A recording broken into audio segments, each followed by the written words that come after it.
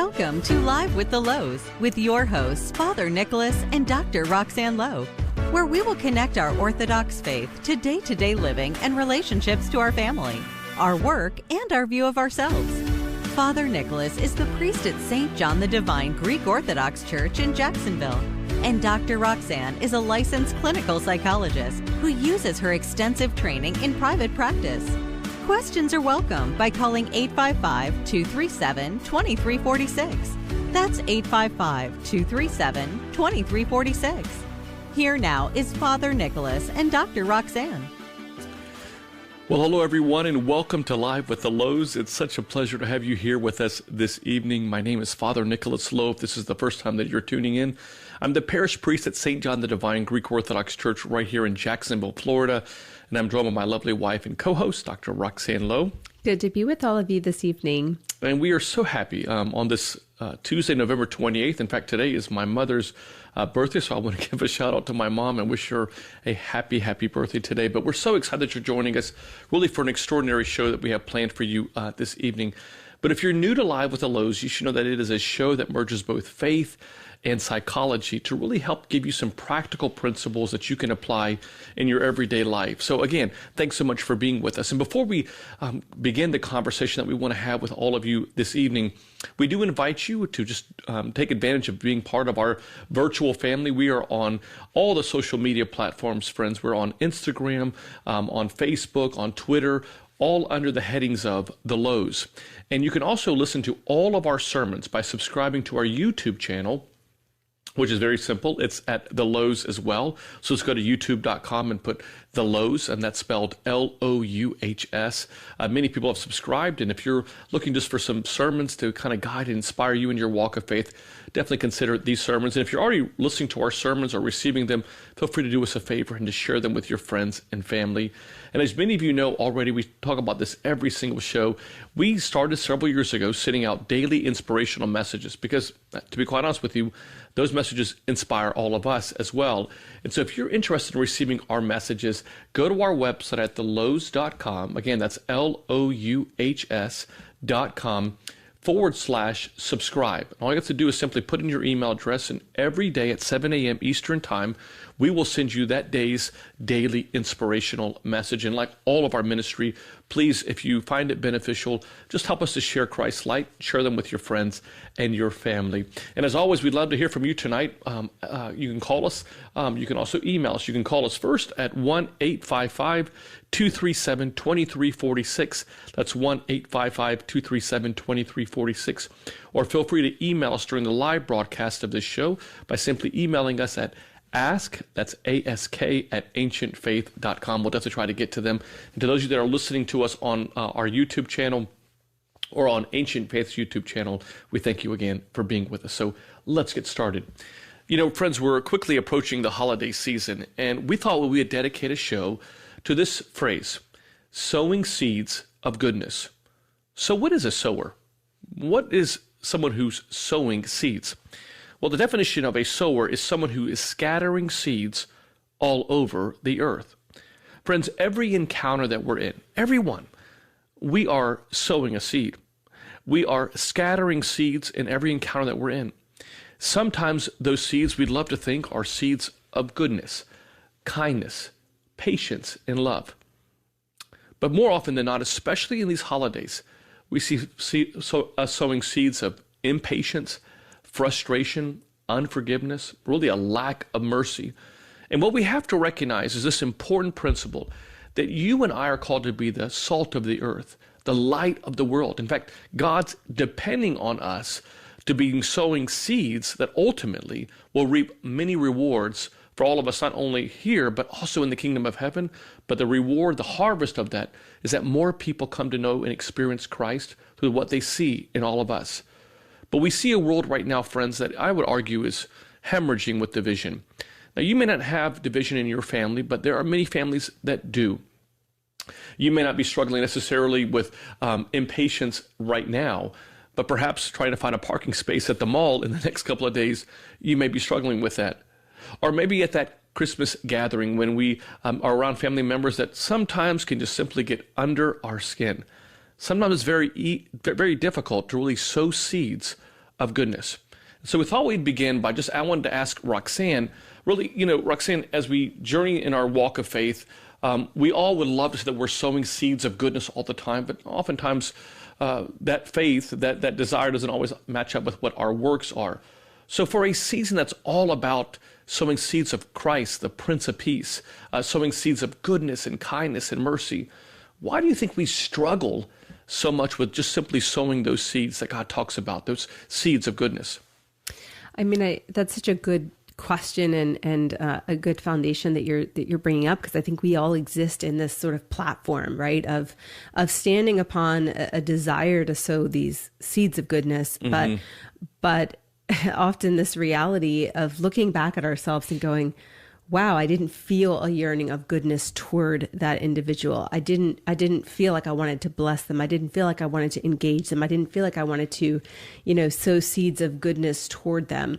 And I think so often, we see and experience our situations through a lens of, our thoughts, our beliefs, our feelings, even our unconscious stressors. I mean, that there's so many things that impact our ability to sow these seeds of goodness. And I think we place a lot of unconscious conditions and expectations on our willingness to act with goodness, to sow that seed of goodness, right? And we're not always aware that we have these conditions. But we love people or offer our goodness to the extent that other people treat us well, to the extent that they don't offend us, to the extent that they don't disappoint our expectations. And we remember when they haven't abided by our conditions, and unfortunately this affects our dispositions when we're around them. And so I think sometimes we really have to kind of look at sowing seeds of goodness, as more of a decision that we make with just a lot of intentionality before we walk into situations, because it has to be a recurring decision we make every day, maybe every hour of the day, to promote that goodness in the world, because otherwise it leaves us, it's not there always naturally and automatically. I mean, we know it's really easy to love people who love us. It's really easy to love people who are kind. It's very easy to love people who meet all of our conditions and expectations and make us feel valued. It's harder to do that when people don't do it. And then that's really the time we do need to be sowers of goodness. We're called to bless those people. We're called to have compassion. We're called to not fuel the negativity that may be gripped on them, right? And so we have to be aware of our vulnerabilities, I think, in those moments. I remember when I was taking some pastoral counseling courses at Gordon Conwell, I remember, the idea that how when we see people, we oftentimes treat people the way we value them. And so if we value them, we treat them accordingly. And I think too, just as building upon what you're saying, is just how significant is when we first see people, whether they're a family member or someone that's driving next to us that may cut us off, or a cashier that's, taking longer than we think that they should be taking to check out all of our goods. I mean, how does that initial impression, what kind of takes place in the mind, and how that kind of script that we follow, how does that kind of so much impact the way we treat those people? I mean, it completely affects who we treat people. I mean, the storylines we follow in our mind are pretty constant, some of which we're aware of, some of which we aren't, and we can have storylines from the previous situations we've had with those individuals, but we can also follow storylines from other people who may remind us of that individual, right? So we can project a whole lot. And sometimes our storylines about other people are affected by our own internal disposition at the moment. If we're struggling with some sort of loss, with some sort of stress, with some sort of angst, if we haven't cared for ourselves, it's amazing how our storylines toward others can become so much more negative, antagonistic, or even condemning. And then this is for people, we may not even know. If people we know we've had some previous offense with, we are very likely to remember that when we walk into the room with those people, especially if there hasn't been enough positive interactions that have followed, to sort of create positive cycles in the midst of all of that. And so in that sort of negative sentiment we find ourselves in with people, it doesn't matter if there hasn't been anything negative in the last 6 years. If we haven't had enough positive exchanges, we remember what happened 6 years ago, and we underdo love and overdo negativity. So we aren't sowing seeds of goodness even with those individuals. And we get caught up in sort of underdoing grace, and seeing the bigger picture of how many positive moments could have potentially followed had our minds kind of allowed for it. You know, it reminds me of a story that we oftentimes share at retreats that we read. It was an article that we saw in the New York, in a New York newspaper, and basically it was about this father who was taking his children. It was late in the evening, and they were on the New York City subway system. And as they were coming home, there were a whole bunch of people that had just seen a play taking place at one of the major theaters there in New York City. And they were getting on the subway, and this father with these three children were just like jumping around on the subway. It was late at night. They were jumping around, and the father continuously had his hands on his head, just in a dismay. But the people that were there that had just come from this theater, they were very nicely dressed. They were very, very formal in the way they were, obviously, because they just come from this play. And they started to talk amongst themselves. Notice how this narrative that they started to follow kind of started to grow about how incompetent this father was, that how he would have his children, jumping up and down on the chairs in the subway cart, that they would not be listening to him, that they were just kind of like, and in the article, it shared how eventually one of the members of this group that just came from this play approached the father and started to really berate him, saying, don't you see how your children are, how misbehaved they are? They were very young children, and how they're jumping up right here. And they went as far as to talk about the fact that this is one of the problems that we see in the world today. And the question was asked from this person to the father, what's going on? Why are you letting your children act like this? To which the father responded that, that night his wife had passed away from cancer, and he had not had the heart yet to tell his young children about what had happened to their mother.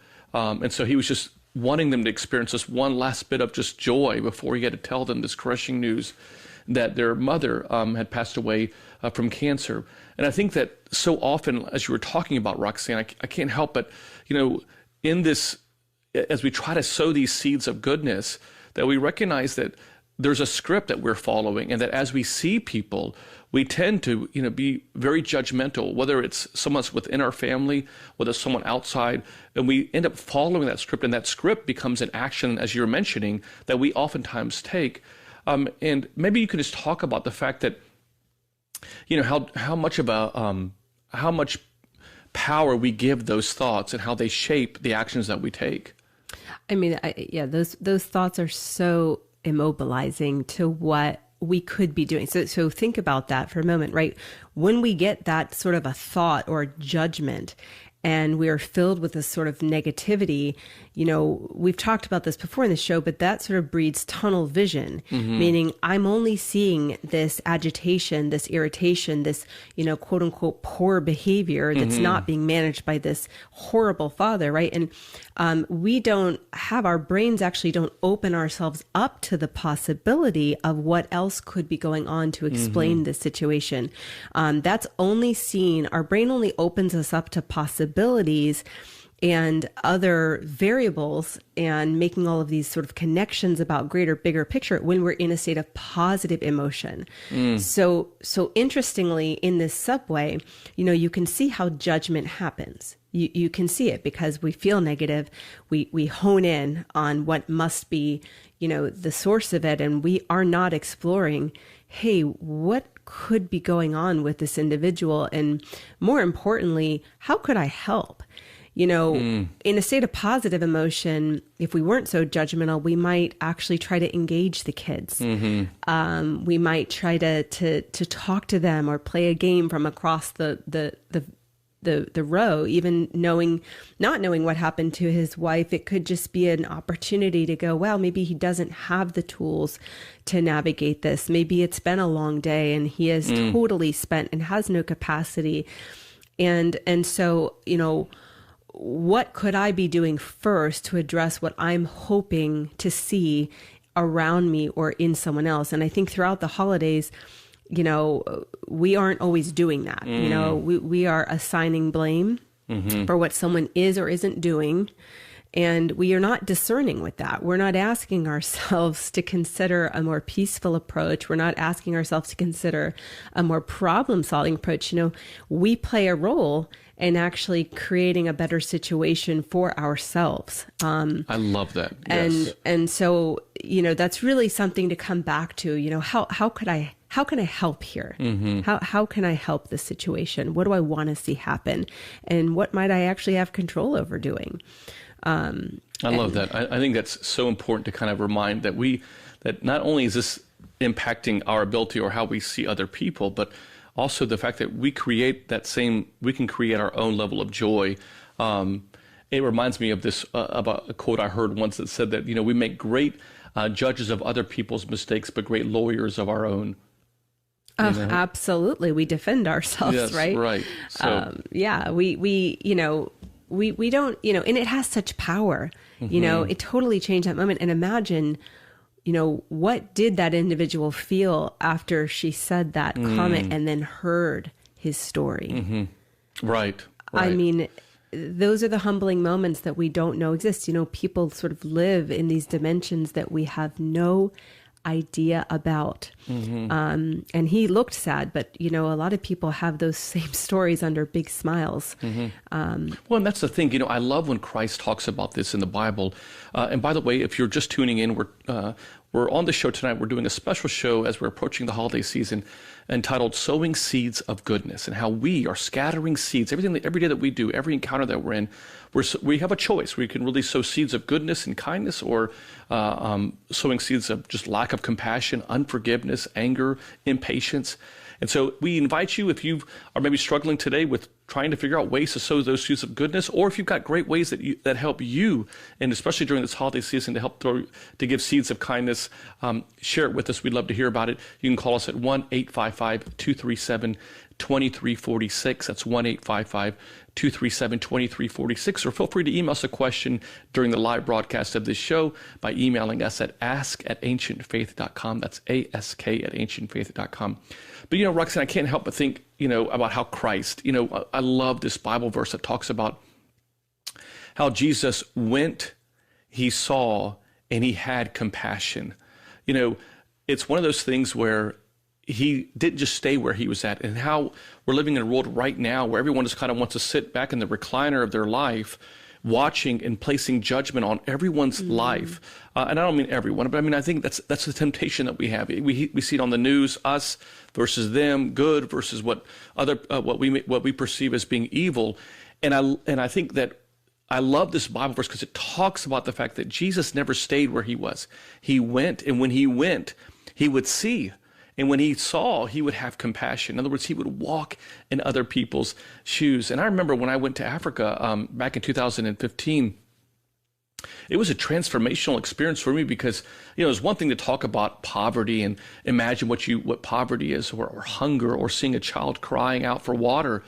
But Roxanne, and I'm sure the story, you know this better than anyone, but seeing that young man, that young boy that was only about 7 or 8 years old, who I don't have any idea if he's still living now, begging for a cup of water, and seeing so many of those children, and saying to myself, my gosh, what I thought before when I was sitting in my own recliner, perceiving what I was going to see, and how different it was to actually be there and then the compassion just comes back. And that was, as you know, was a transformational experience for my life.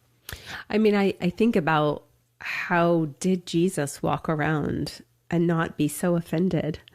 If you imagine, the amount we get offended in a year, if you could add up the number of times we feel, offended. I felt offended just the other day when our son is learning to drive, and we were driving on a big interstate here, and he's trying to sort of merge, and And he has his blinker on, and this car just comes maybe 90 miles an hour in the lane we're trying to merge into. He wants to get over in the lane that we're in, and clearly could slow down and kind of come behind us, letting our son merge over. But of course, he flies by on the other side and cuts us off. And I mean, it actually almost caused an accident. I think we were a hairline away from an accident because my son couldn't judge the speed. Of course, an experienced driver could judge the speed. And I just felt so offended, in that moment. Doesn't he see this as a kid? Doesn't he see us trying to merge? And that happens, frequently. And I think, how did Jesus walk around with the amount of people who were insulting him, who disappointed him, who hurt him, who criticized him, and not feel offended? And the only thing I can kind of come back to is just that, again, he had the peace of the Holy Spirit completely enveloping him because he is our Lord and Savior, Jesus Christ. And every day I think that we have to work toward that, to access that spirit that lives within us. And to stay grounded in truth, we have to stay read on the truth. We have to read up on it daily. We have to listen to it in song to be reminded. I think we can only will ourselves so much to keep a godly vision, motivated by the peace that he yearns to bring us through his spirit. But if we're not doing anything, to sort of cultivate that in our lives, it is very hard to walk around as Jesus did and not take that offense. And so when we're connected to him, I think that's sort of how we remain our best. That's how we sow the seeds of goodness. That's where it comes from, because our soul remains with him. And there's no other peace that can come close to that kind of peace we have. And so this is the reason we're supposed to pray unceasingly, right? For ourselves, for others, to see people's vulnerabilities and weaknesses, to navigate our relationships with that kind of compassion really, really requires a constant grounding in him. Wouldn't you say? I mean, absolutely. And, as you're talking, every time you talk, Roxanne, I'm always flooded with thoughts that because you have me always thinking about how Christ works in our lives in such an extraordinary way. And I'm thinking, how often Christ would just take a break, with withdraw. And, in a time right now where, as we're approaching these holidays, for many people, it would be great if this was a slow down season. It was just people are already like, okay, I've got to go. And we are one of those people too. I mean, we fall into the same trap because it's just like this little mouse on the wheel kind of a deal. We've got gifts to do, and we've got these are the different areas to do. And, how I wonder, and I'm sure that, just studying the life of Christ as we do as Christians, and we're called to do, is how when you look at his life, that how beneficial it was to take care of himself so that he could take care of others. In other words, he connected before he connected, with God the Father through prayer and through a restful season, a restful time before he would go out into the world. And I think that's what's being taken from us during this season. I mean, we use one of the phrases that the prophet Isaiah refers to Christ as, is the Prince of Peace. But for many people, I mean, just internally, not to mention externally, but just internally, many people are not at peace now. There's just so much chaos. So maybe talk a little bit, Roxanne, with our listeners tonight about just how beneficial it is that we're taking, as we would call, take the Sabbath or take that break or that time to just kind of come back and to remember, as what gets said over and over during the season, is the true reason for the season. I mean, yeah. So, right, we're called to carry each other's burdens, and we talk about this a lot on the show, but, just after we're called to carry each other's burdens, Scripture says we are called to also carry our own, which means working on ourselves enough to create an environment where we can sow seeds of goodness, one that, builds trust in our relationships. We have to remember that relationships depend on trust, and trust is built by being a safe enough person for other people to draw near to. Let me say that again. The trust in our relationships is built by being a safe enough person for others to draw near to.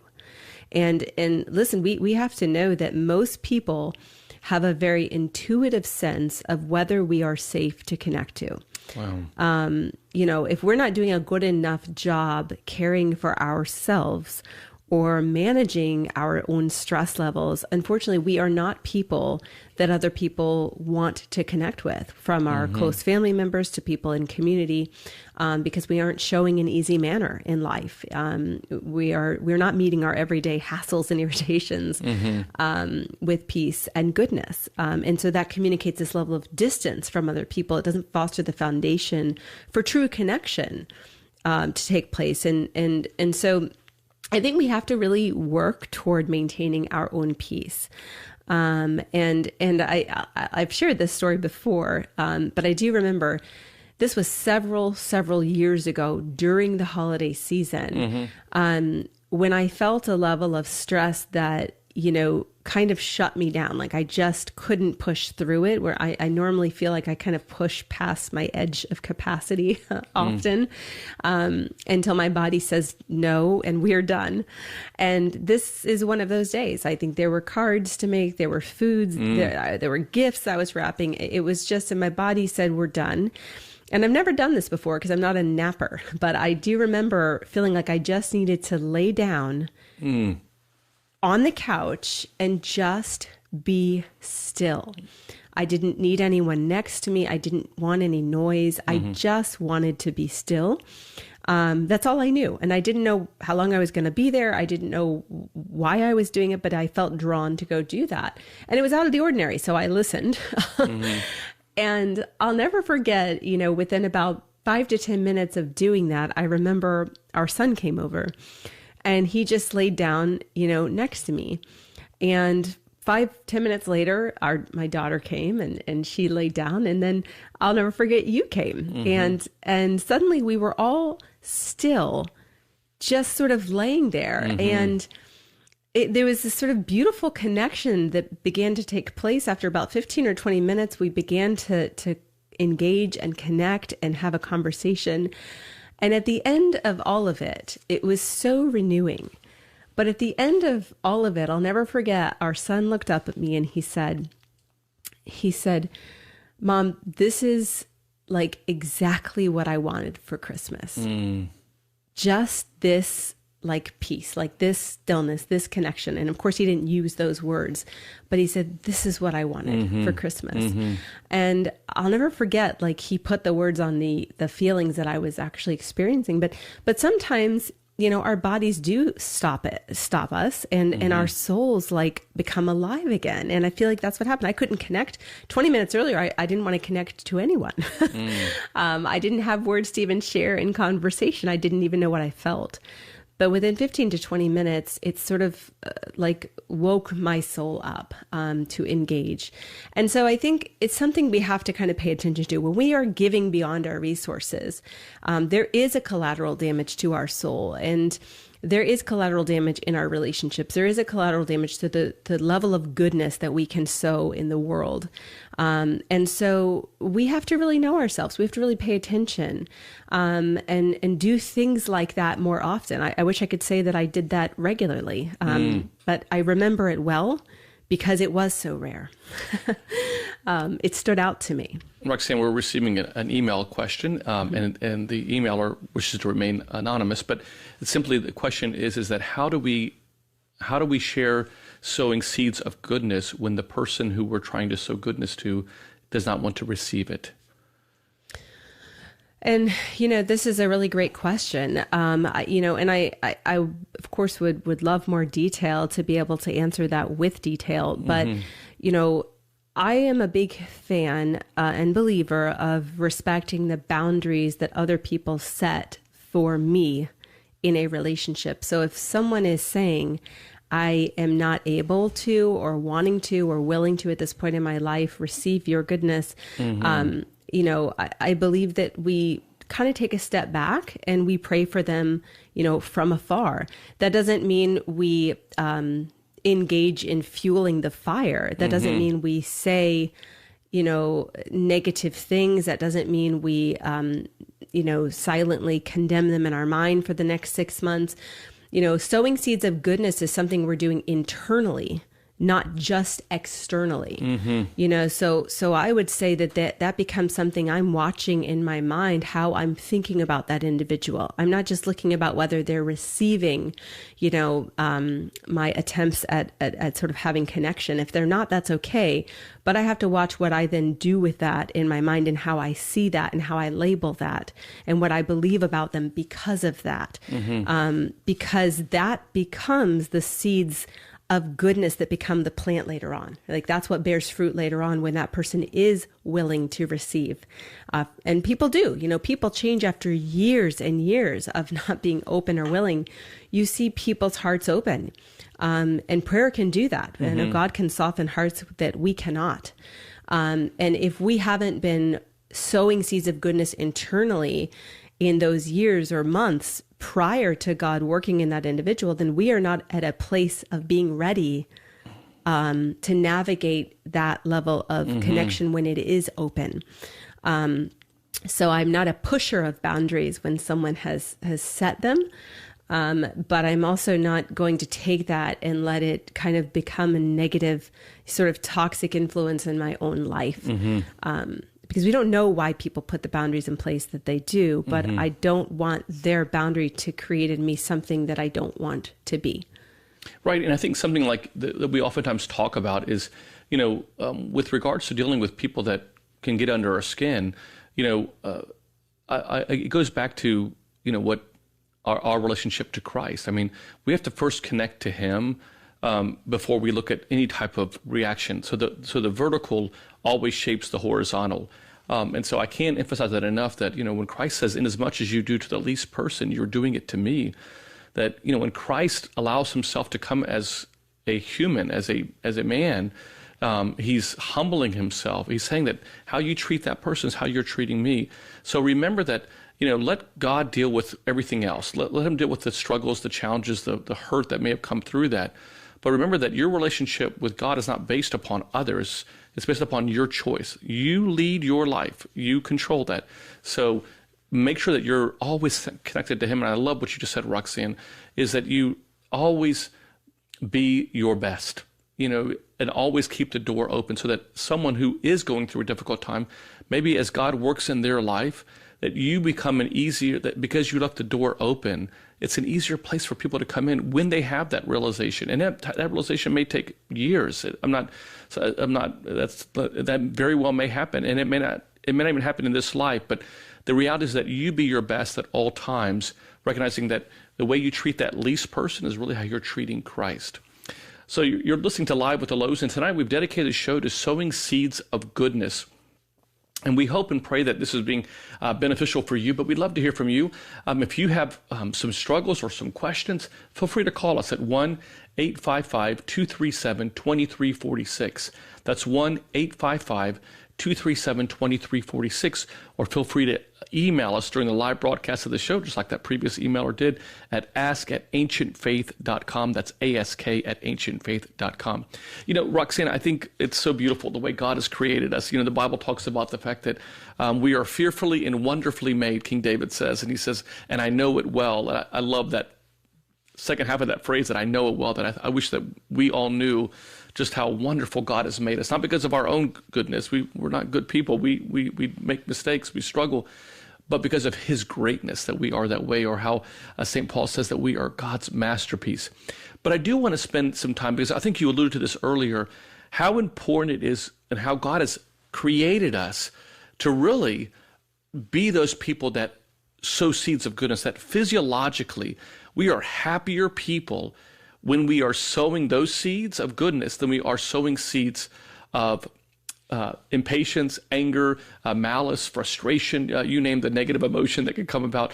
So can you talk a little bit just about that for us? I mean, when you know, how beneficial emotionally it is and physically for us to do what God says that we're created, as St. Paul says, to do good works. I mean, it's 1000% in our design. I mean, we could spend the rest of this show naming the physical changes that we experience and the benefits that our body derives from doing good. But, you know, I think in a sense, if we're really talking about being sowers of goodness, sowers of the seed of goodness. And we want to sort of, make sure that we are living by this design. I do think it's important that everybody and anyone who's listening to this show should take a moment to consider the last maybe 2 or 3 times you did not feel like you were sowing seeds of goodness, that you felt sort of the opposite of that. What was going on for you at that time? Okay, what was the situation? What triggered you, to sort of shift out of your soul and sort of into that more flesh component? And maybe that's a hidden vulnerability for you. I think it's important to know what stops us, in our disposition from sowing those seeds of goodness. Because many people can sort of say, well, I want to go out and I want to, sow these seeds of goodness. But if they're not aware of the parts of their personality or their makeup that are maybe putting stress on their ability to do that, then they usually fail at trying to make that change. And so I think we have to have the humility to sort of look within and accept, what we bring to life, good and bad, the crosses that we carry. Maybe you're a perfectionist, and that might mean that stress and frustration bleed often into your relationships, the expectations that you have. You may have a tendency to be more critical, maybe of yourself, but also other people. It could be that you're more of an anxious person, and that anxiety leads you to be a little bit more controlling and rigid over what is happening in situations, especially at the holidays. Maybe you check in more often and get upset when phone calls are not returned promptly, not because you're a dictator, but because your fear takes over and you're imagining the worst case scenario. Or maybe you're a workaholic, and that creates a chronic exhaustion and sort of lowers your levels of distress tolerance. That makes you less patient with other people, and you are not sowing seeds of goodness in your own home. It's not that you want to walk around, yelling or reactive, but you haven't yet realized that, your own internal resources are completely spent and you don't have anything left to sow seeds of goodness. And you aren't spending time, reading your Bible, praying, and sort of trying to access, and give life to the Spirit within you. And all of these parts of we could go on and on. There's so many, right? But they do challenge our ability to sow seeds of goodness if we're not sort of aware of those facets of our person. And I think building this, even tying this more back to our faith, is remembering that what St. Maximus the Confessor says, and we hear this in the book of James as well, that he says faith without works is dead. St. Maximus goes one step further and he says theology without works is the theology of the demons. In other words, if we're not actually doing what we are called to do, that we heard St. Cyprian of Carthage says that being a Christian is an entirely new way of being a human. In other words, that when we take on Christ, through Christ, we're a new creation. And we should act like it. And going back to that whole light of the world, salt of the earth, that in everything that we do, in every encounter, we're an ambassador of Christ. And I think it's so important, Roxanne, that we recognize that the enemy would love for us to continue to see people for what our brain or our own thoughts see them as something distant, or allow those negative emotions to take root.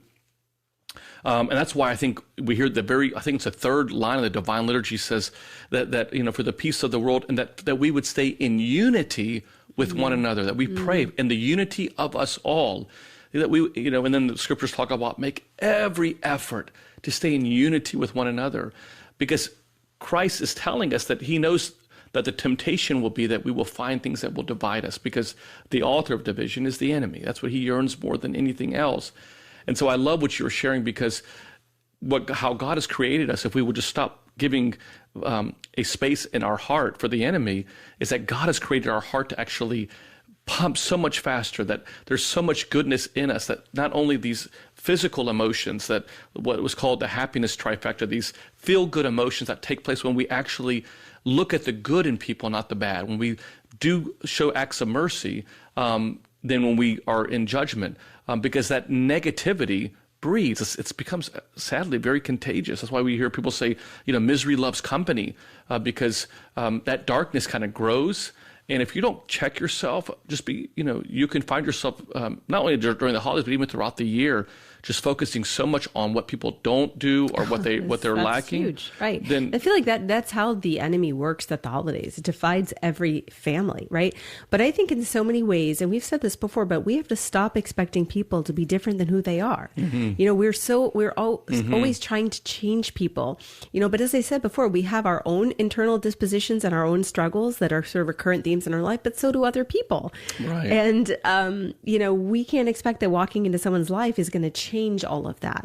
But we are just called to love people where they're at, you know, just where they're at, because Christ is in everyone. I mean, and we're called to see him in the least of people in front of us. And I tend to think that, you know, our strengths are sort of designed to sort of, you know, help sharpen each other, but not so directly. You know, we're not supposed to call out people's, you know, difficulties and say, you know, I can help you with that. You know, it's just that sometimes our differences are meant to sort of synergize and complement each other if we make room for each other to be different. And oftentimes, if we aren't so judgmental of how different people are or how different their viewpoints are, we learn a little bit about them. We learn the stories behind that, you know, and we can actually start to see their goodness and maybe why God has shaped them the way he's shaped them to do what they're supposed to uniquely do in this world that is totally different than what we are supposed to do. So I do think at the holidays, when you're walking into, you know, these gatherings with your family, you know, don't expect people to be any different than who they are, and try as much as possible to love them as they are, you know, where they're at, and find the good, and let go of all the bad, all the things that you're not meant to change. They're just not supposed to be something that we own. Well, I love what you're sharing, Roxanne, and that is, I think that's one of the first points that we would like to say is how do we sow seeds of goodness, and that is really to see them the way God sees them. I think it's so important, because if we see them the way our natural eye looks at them, we're going to pick out every flaw. We're going to find everything that we can do. And again, we're not just talking about family. I mean, sometimes those are coworkers. Those are people that maybe even our boss, maybe someone at school that we go to school with. I mean, there's always these opportunities to see people through God's eyes or see them the way in our own natural eye. And I don't know about all of you, but you know, we talk about this a lot, Roxanne, in our own personal faith, is that, you know, we know that we're going to stand before Christ. I mean, the Creed says it. The Creed says that, and he will come again to glory to judge the living and the dead. We talk about that in the Divine Liturgy. It says a Christian end to our life that is peaceful without shame and suffering. So I guess the challenge that I would say is to remember that with the same way that we see people, maybe the same way that God will see us. And so with that same lack of mercy that we can show people, it's the same lack of mercy that maybe God will show us. And it's so important to remember that we will stand before him. And I would rather stand before God, call it vulnerability, some people may call that a vulnerability. Some people may call that, you know, a weakness. But at this point in my life, I don't really care anymore. But I mean, it's like, I'd rather stand before God having loved too much than judge too harshly. You know, I think that's something that has kind of shaped my life, and I try my best to do that. But I think that's important to remember is that number one, I would say to you, is that see people the way God sees them. I mean, and I love that. You know, if that's something we could remind ourselves before we walk through the door, you know, let's see people the way God sees them. How does God see that person? You know. Does God see their vulnerabilities? Does he see their goodness? Does he see their future? Does he see the hope in them? Does he see their struggles? And does he know their heart? You know, and that's not to be dismissive of what they can do to hurt or offend us, but it's recognizing that that's letting God do that. Let him deal with that. But let not that behavior shape my own faith. And I think is how much power do I want to give someone's, you want to call it bad behavior, to impact my own walk of faith? Because for a lot of people, that's what we're doing. We're allowing that to happen. And listen, in people's own struggles, this does become a process that sort of strengthens us. You know, it's our opportunity to practice patience. It's our opportunity to practice self-control. I mean, these are only virtues if we are practicing them in difficult environments. You know, it's easy to say I'm patient and loving and kind when everything is wonderful, patient, loving, and kind. Right. And so it does become our opportunity to respond in love within somebody's sin, right? We're looking to sort of break the cycle rather than fuel the cycle of sin. And that's how God can use these situations for his glory. And what's revealed to someone, when we respond that way, is something beautiful that's intangible. And so I do think in those moments, it becomes, I'm not going to take this individual struggle personally. There is, and we say this often, a much bigger story behind people's difficulties, and it doesn't normally involve you. And so we have to be really careful that our own narrative doesn't start to personalize other people's coldness or rude remarks. They're not usually about you, even if they seem about you. And so personalizing offenses is really not very productive, and it usually misses the target. And the only thing it really changes is our own hearts. It makes it much harder to sort of sow seeds of goodness in a situation that could give God glory, because it was changing the very person we wanted to change, but didn't do so directly.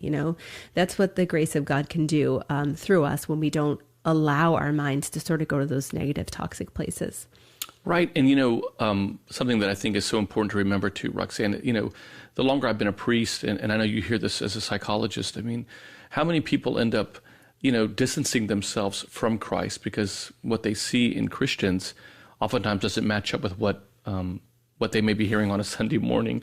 And I just wanted to remind our listeners, and this is something that as a priest I'm constantly aware of in my own life, that people will not talk about Christianity with you if they don't see Christianity in you. And so the second thing I would say is that not only are we seeing people the way Christ would want us to see, but we're also sharing him the way that Christ would want to be shared to them. And that means that not only are we seeing them in the way and having that eye of compassion, but we're also sharing with them the faith in the way that God would want us to share that with them. Not necessarily talking about Christianity with them, but living Christianity towards them. And that way, and that the fact that the way that we treat them, that if we see them often, that we would rather, if someone wants a parking space at the parking lot, and they want to take your space, give it to them. If you see people that are wanting a piece of clothes that you were wanting, and at a store, and give it to them. These things become issues that we struggle with, and then that family member that inevitably comes to the holidays that always kind of gets under our skin. Just remember that you are called to share. Like that's your mission field, if you will. That's the land that God is looking for you to sow those seeds towards, to scatter those seeds of goodness, of kindness, of compassion.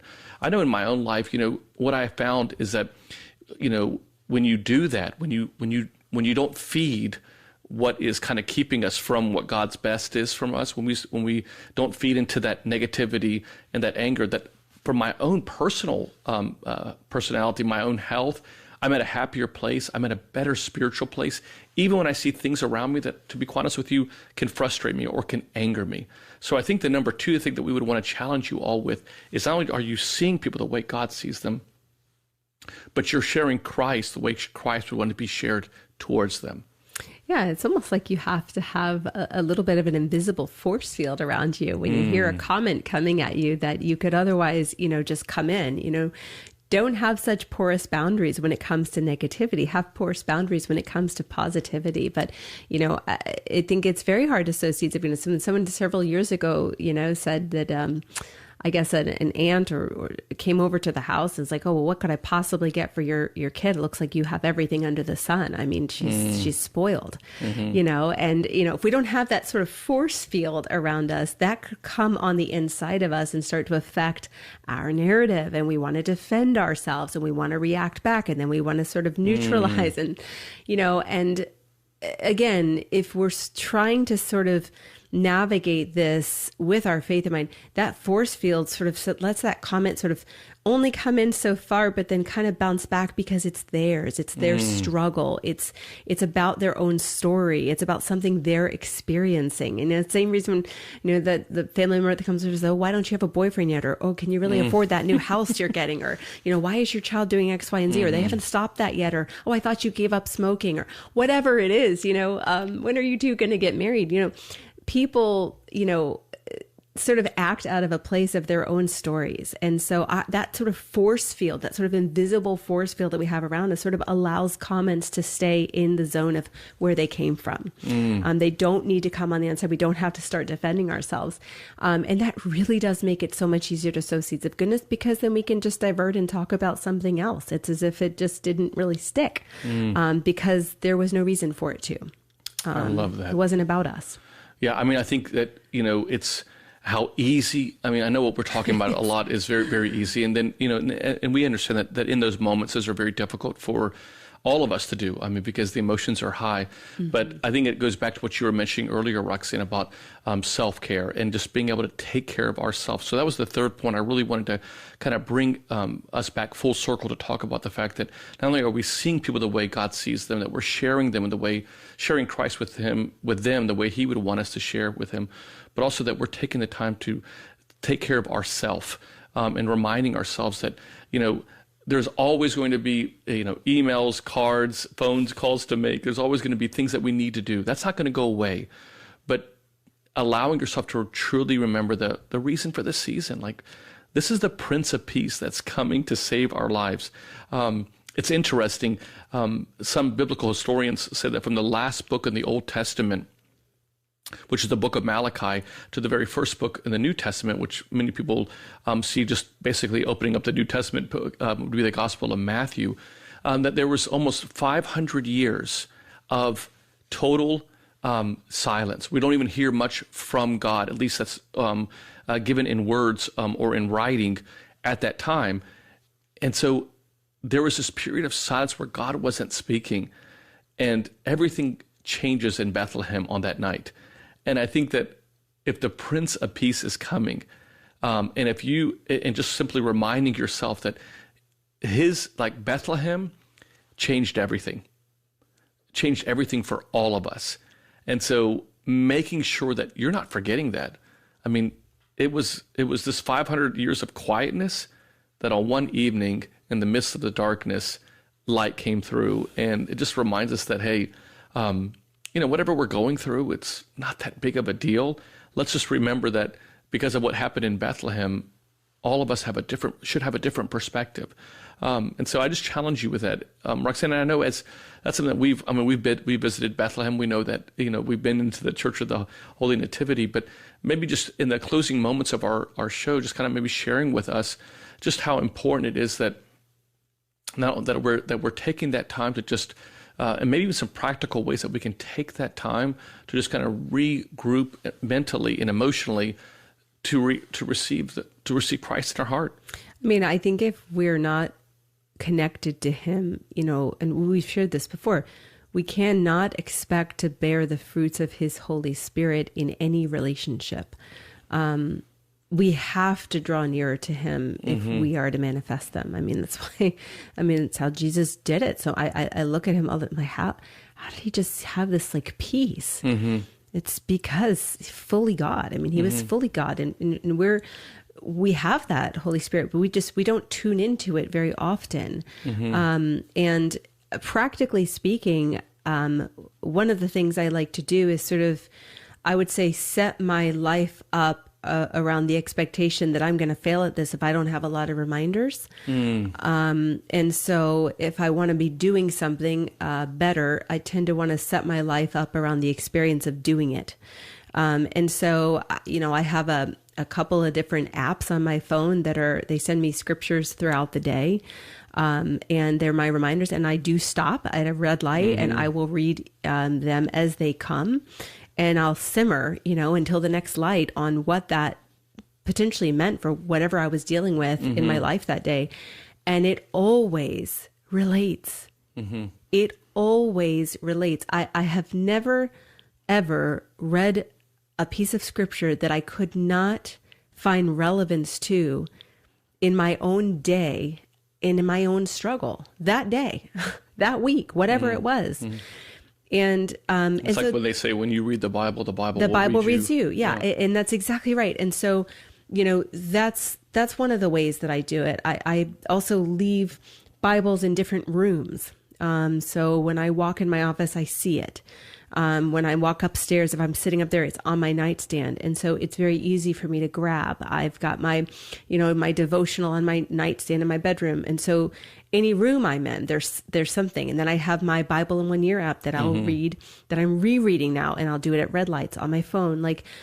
And I have Christian music on often in the car, in our home.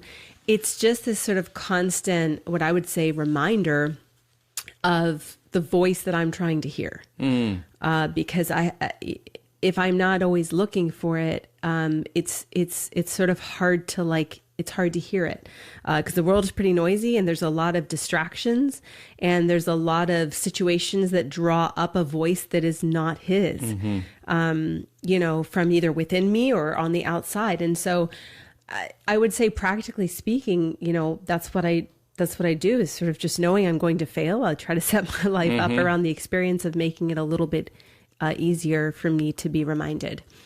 And there's such easy things that we do. Sometimes we try to overcomplicate these things, but the ability to have that self-care, which is all about really allowing God to become more and more in your life, are just easy. And I would just encourage you is to look for ways that you can apply every day your faith, taking time to have where you just reconnect. Because if we don't do that, there's tons of these distractions that we have in this world. And Christmas, to be quite honest with you, can become a distraction as opposed to us really recognizing what its true essence is all about. But I want to kind of share with you this last thing in the last couple of moments, and that is that one of the things that we do at St. Anne the Divine, we have these little kindness cards, and they're just very easily ways that we kind of just tell people to sow a seed of goodness by giving a little card that says something just to remind you how much God loves you. That's what it says on the card. And we tell people to, maybe go pay for someone's gas, or maybe give an extra tip to the server that's serving you over the next couple of days, or maybe just buying maybe some flowers for one of your coworkers. But something small that just simply says, a small act to remind you that God loves you. This little act of kindness, it's basically you're scattering seeds. Because oftentimes when people receive that, not only do they love the gift, the surprise, but oftentimes it will create a chain reaction of goodness that we see happening over and over and over again. Several weeks back, I was getting a cup of coffee through the drive-through at a coffee shop here. And as I got up to the coffee shop, to the counter to pay for my coffee, the lady at the counter said to me, you don't need to pay for this. The person in front of you just paid for your coffee. And so naturally, I did that for the person that was behind me, and God willing, that kept on going over and over again. But the point I'm making to you is that don't overthink this. Sometimes the sowing of that seed of goodness can be something as a smile, opening a door, those little cards of saying, hey, this is a little act of kindness. But every day, non-negotiable, friends, we have to live a non-negotiable kind of a life, like a very purposeful, driven life, that every day find ways to sow seeds of goodness. Because not only is it helpful for you spiritually, it's helpful for you emotionally, relationally, physiologically. It's a win-win situation when we do that every day of our life. And so we want to thank you so much for being with us tonight. We hope that this show was just a little sowing of a seed of goodness for all of you. If you found it beneficial, friends, do us a favor. Share with your friends and family. And in the last moment, I just want to kind of remind all of you, we wrote a book several years ago called Renewing You. It's a great Christmas gift. I would encourage you to share with your, if you're looking for a Christmas gift, you can find it right here. Ancient Faith was the publisher of that book. And it is all the proceeds of this book go towards outreach ministries. In fact, we're writing a check actually today for the American Cancer Society for the proceeds that we received for the book Renewing You this year. And it's just a way that we give back because both of our fathers battled cancer and went to be with the Lord about 8 months apart. In fact, that became the genesis of why we wrote the book Renewing You. So if you're looking for a Christmas gift and also a way to kind of make a difference, go to store.ancientfaith.com. That's store.ancientfaith.com/renewing you. It's a 5-star rated book, and we hope that it'll be a benefit to you and to whoever you're giving it to. And next Tuesday, we will have another brand new show of Live with the Louhs, so make a point to be with us next Tuesday. Thanks to Matushka Trudy for always producing our show. She does such an amazing job, and God bless all of you. Thank you so much for being with us, and stay strong in your walk of faith. Father Nick and Dr. Roxanne are the authors of the book Renewing You, a priest, a psychologist, and a plan, which can be purchased at store.ancientfaith.com. Their daily inspirational messages can be found at thelouhs.com/subscribe. Be sure also to search for The Louhs on Facebook, Twitter, Instagram, and YouTube. Live with the Louhs is a listener-supported presentation of Ancient Faith Radio.